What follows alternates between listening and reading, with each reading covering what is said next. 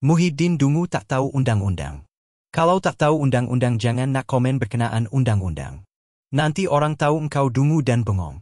Timbalan Presiden Amanah Mujahid Yusof menyangkal kenyataan pengerusi PN Muhyiddin Yassin bahwa sejumlah perbuatan yang bertentangan dengan Islam tidak lagi menjadi kesalahan di Kelantan, susulan pembatalan 16 peruntukan dalam enakmen jenayah syariah di negeri itu.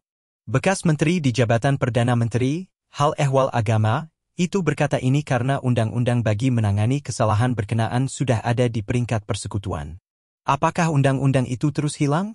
Jawabannya, undang-undang itu ada, tapi di peringkat persekutuan.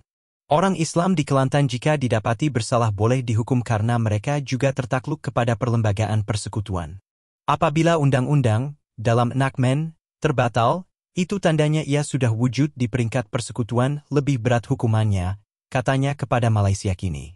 Dalam hantaran di Facebook kemarin, Muhyiddin mendakwa keputusan Mahkamah Persekutuan itu bermakna, perbuatan yang bertentangan dengan hukum Islam seperti menawarkan perkhidmatan maksiat, berhalwat, sumbang mahram dan minum arak tidak lagi menjadi suatu kesalahan bagi umat Islam di negeri Kelantan.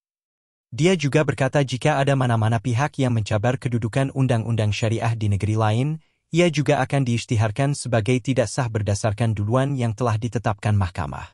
Antara peruntukan yang dibatalkan dalam keputusan itu ialah mengenai pemusnahan dan mencemarkan tempat ibadat, Seksyen 11, liwat, Seksyen 14, persetubuhan dengan mayat, Seksyen 16, persetubuhan dengan bukan manusia, Seksyen 17, dan gangguan seksual, Seksyen 31.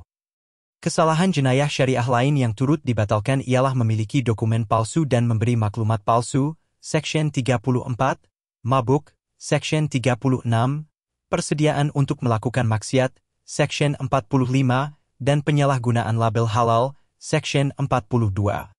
Mengulas lanjut, Mujahid berkata ketika dirinya menjadi menteri yang bertanggung jawab atas hal ehwal agama, dia telah menggerakkan penubuhan jawatan kuasa sivil dan syarak karena menjangkakan isu pertindihan kuasa seumpama itu akan timbul. Ada negeri hukuman berbeza walau jenayah sama, maka, saya perkemas dengan menyeragamkan undang-undang syariah di semua negeri. Jawatan kuasa ini juga akan semak peruntukan mana yang bercanggah dengan persekutuan, serta saya masukkan keadah pemulihan selain hukuman sebat, denda dan penjara, katanya lagi. Bagaimanapun, Mujahid sewaktu wawancara bersama Malaysia Kini pada Desember lalu berkata usaha menyelaraskan peruntukan undang-undang bagi semua negeri itu tergendala apabila kerajaan PH pimpinan Dr. Mahathir Mohamad tumbang.